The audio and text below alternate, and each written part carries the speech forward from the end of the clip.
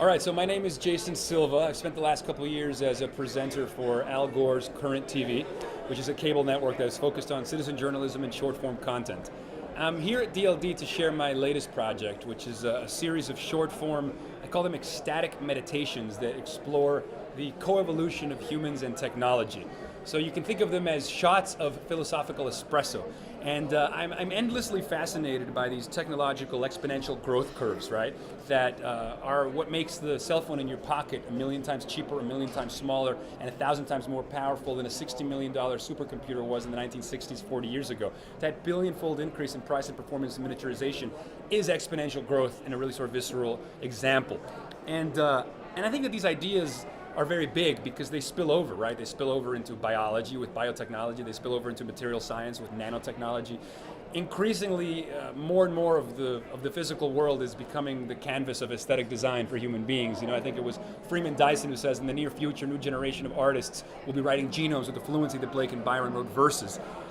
So because I'm an artist and a poet and a filmmaker, you know, I'm interested in these big ideas, but what I want to do is communicate these ideas in ways that they make you feel the way they're supposed to make you feel. And as an artist, I want you to feel something. So I'm interested in communicating awe, I'm interested in wonder, you know, I'm interested in drinking the Carl Sagan Kool-Aid, like whatever it is that Carl Sagan was on when he waxed philosophic about the universe, like that's what I want to communicate to people. My work is inspired by an interest in the ecstatic state, human beings when they're at their most inspired.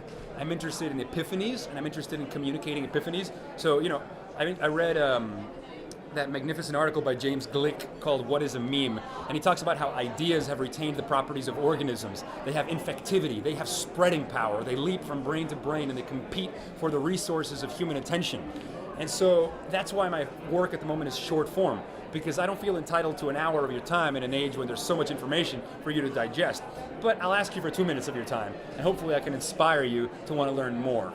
You know, there's a comparison between technologies and psychedelics. You know, Timothy Leary said computers are the LSD of the 90s, and Terence McKenna says, look at what human beings do. The moment that we created language, you know, evolution, biological evolution ceased and became a cultural epigenetic phenomenon. We take in matter of little organization, put it through our mental filters, and then extrude it in the form of space shuttles and iPhones.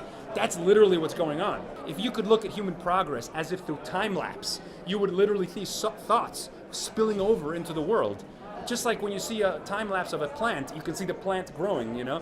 These things that you don't notice in a day-to-day scales and more compressed modes of understanding, all of a sudden you become epiphanized. And that is what fuels me.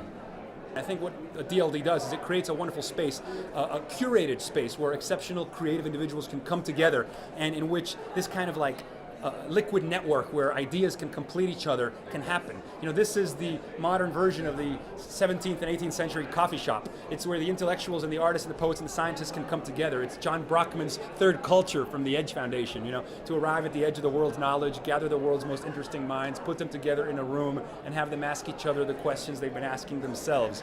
So I come here to be epiphanized and hopefully to epiphanize, and others I think come here for the same. And I think that just like the coral reef is the city of the sea, because it's the most biologically diverse ecosystem of the ocean, and the city is the most creatively diverse ecosystem of the man-made cultural world, I think that spaces like this are the new meta-micro cities, you know, the places where the smart minds can come together and their minds can have sex, and their ideas can have sex.